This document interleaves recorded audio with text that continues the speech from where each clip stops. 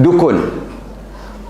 Kadang-kadang dukun ini kan macam-macam. Saya tengok video di Indonesia, Malaysia sudah tiru. Malaysia sudah jadi macam Indonesia. Kononnya disebut sebagai perubatan Islam. Pernah lihat tak?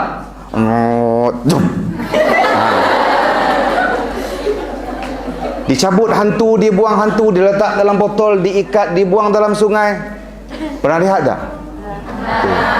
Satu kaedah untuk kita mengenali perdukunan ini, dukun-dukun ini kelihatan hebat.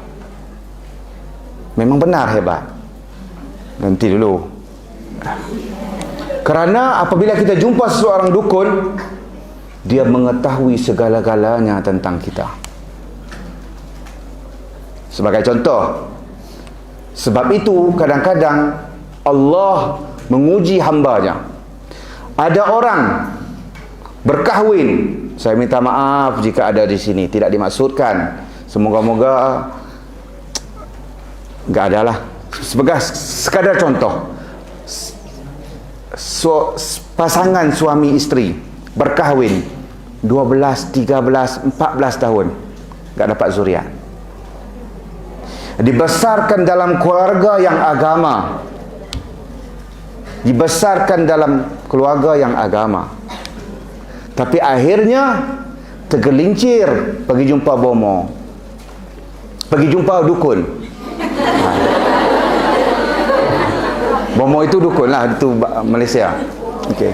Pergi jumpa bomo, pergi jumpa dukun, kemudian dukun kata, ini beres saja, balik ke rumah. Kalau kain sarung tu dipanggil kain sarung yang lelaki. Kain di Malaysia panggil kain pelekat. Sarung. Kalau perempuan kain batik. Ada mukena sendiri. Hah? Ada mukena sendiri. Jerit. Kain yang dipakai begitu tu. Okey. Okeylah. Kata apa? Okey, faham. Saya sebut kain sajalah. Mudah. Okey. Kerana di Malaysia, ini untuk pengetahuan, yang lelaki disebut sebagai kain pelekat, yang perempuan kain batik, yang dipakai di rumah. Bila ada tetamu terus tukar. Okey. Sebagai contoh, keluarga yang dibesarkan dalam keadaan agama, dihantarkan ke madrasah muallimat, ibu dan ayahnya bapa juga pemimpin besar. Ini contoh sahaja. Tetapi apabila tak ada zuriat 15 tahun, apabila perayaan, apabila ketemu tetangga, terus menanya bila mau dapat anak, bila mau dapat anak. Dia ingat proses anak itu seperti lakukan kuih di dalam oven. Tetapi ini rezeki Allah Ta'ala. Kemudian pergi jumpa dukun, dukun kata mudah saja, beres. Yang pertama, yang si isteri ambil kainnya yang dipakai di rumah, yang suami ambil kainnya bawa ke sini, dijampi, diikat, dibuat macam-macam. Kemudian dukun ini mampu menyebut, ini poin saya, mampu menyebut perkara-perkara yang kadang-kadang tak ada orang yang tahu kecuali kita. Contoh, kalau dia satu orang datang, dia kata kemarin itu pakai ni kita pakai tudung kan, ni kerudung. Okey, yang dalam ni dipanggil apa? Hah? Peci. Okey. Contoh. Supaya agak ngantuk ya Pak. Okey, peci. Tapi insya-Allah ada manfaatnya walaupun contohnya begitu. Okey, peci. Contoh peci. Peci itu berwarna, betul atau tidak? Okey. Jadi kita pakai di rumah, kita duduk seorang diri di rumah. Pergi kepada dukun, dukun kata kemarin pakai peci warna putih. Mana dia tahu? Lahir bila dia tahu. Dia boleh bagi tahu pula. Masihinya begini, tahun hijrinya begini, ibu nama ini, datuk nama ini, datuknya mati pada ini, semua dia tahu.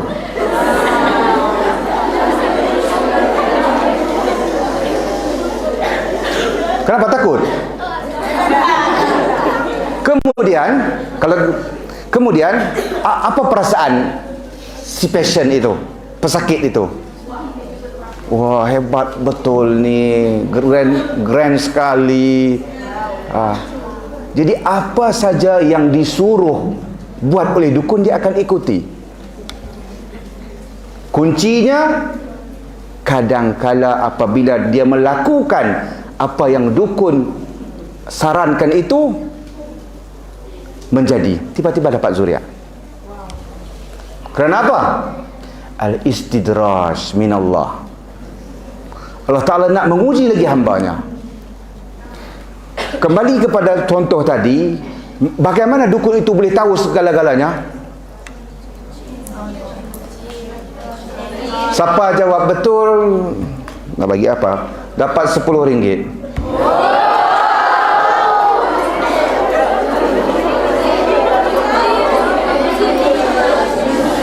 Ada tak RM10? Rasa ada kot.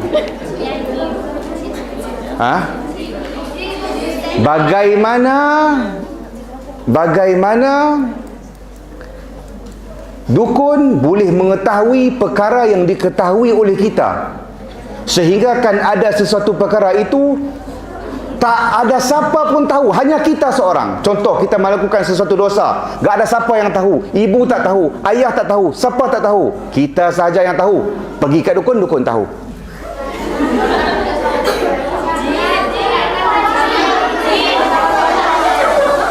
Okey.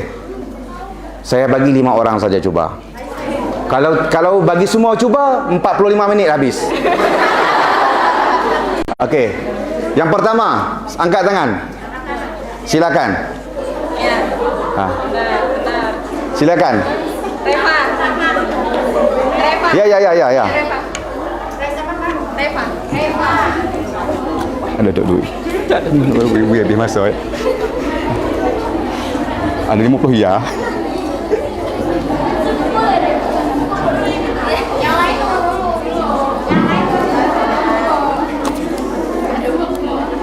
Ada 10 ya. Tak bau ya. Okey, silakan.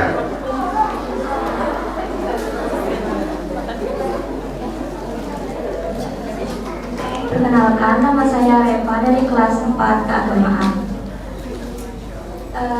Gimana cara dukun bisa tahu kalau yang kita lakukan itu cuma kita yang tahu? Nah, yang pertama tuh dukun itu kayak jadi bawahannya jin, dan jin itu kan ada di mana-mana. Silakan. Hampir betul tuh. Karena dia jadi bawahannya jin itu, apa yang jin perintahkan kepada dukun itu dia bakal lakuin, dan sebagai imbalannya jin bakal memberitahu apa yang perlu dia ketahui. Itu saja.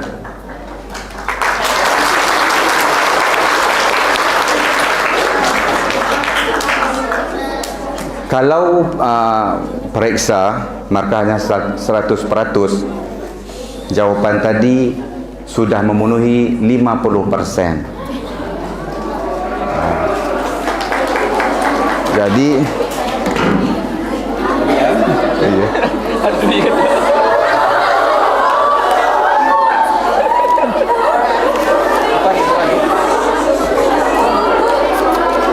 suruh 2, 3, 4 dan silakan. Budak-budak gitu ya.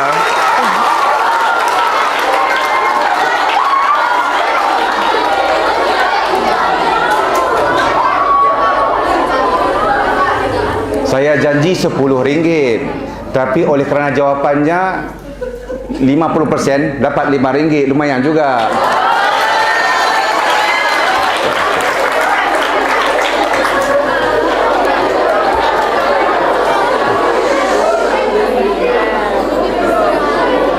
Okey, seterusnya. Jadi sebab jawapan sudah 50%, kita teruskanlah. Terus kepada jawapan.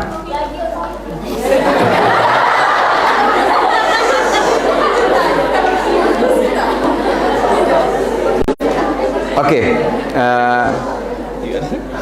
tadi apa? Bagaimana dukun boleh tahu?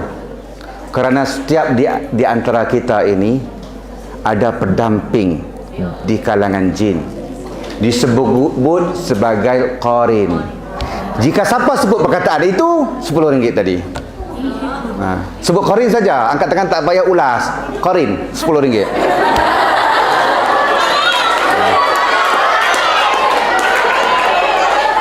Tapi sudah terlambat.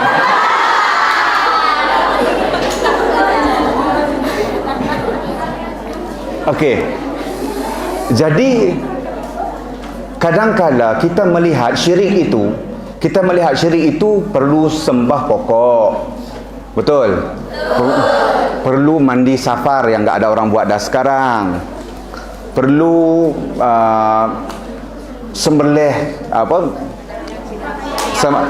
binatang kepada bukan dengan nama Allah, sembelih untuk buang bala. Bukan itu saja syiriknya. Kadang-kadang perkara-perkara kecil seperti ini, kerana kita menganggap mudarat, kita menganggap penyelesaian kita itu kepada dukun. Yang dukun itu bukannya apa-apa perubatan yang terkaitan dengan Islam. Suatu lagi kita nak sebut, ada tak perubatan Islam? Perubatan Islam ada tak ada? Perubatan medis, rawatan Islam. Yang ustaz yang jampi-jampi itu, tapi dia tak buat macam zup, tak ada. Ruqyah, ya ruqyah, okey. Okey, ada tak ada? Ruqyah itu disebut sebagai rawatan Islam. Okey, untuk luaskan lagi istilah ataupun istilah rawatan Islam tersebut, adik-adik semua perlu fahami, rawatan Islam bukan sekadar ruqyah itu. Hospital yang didirikan Muhammadiyah, yang menggunakan doktor, yang memvaksinkan orang, itu pun Islamik. Sama saja. Kerana apa-apa segala rawatan tujuannya untuk apa? Untuk sembuhkan, untuk usahakan sembuh. Jadi semua itu Islam. Yang enggak Islamnya apa? Yang jampi mantra itu sahaja. Santai. Di Malaysia panggil santau. Okey.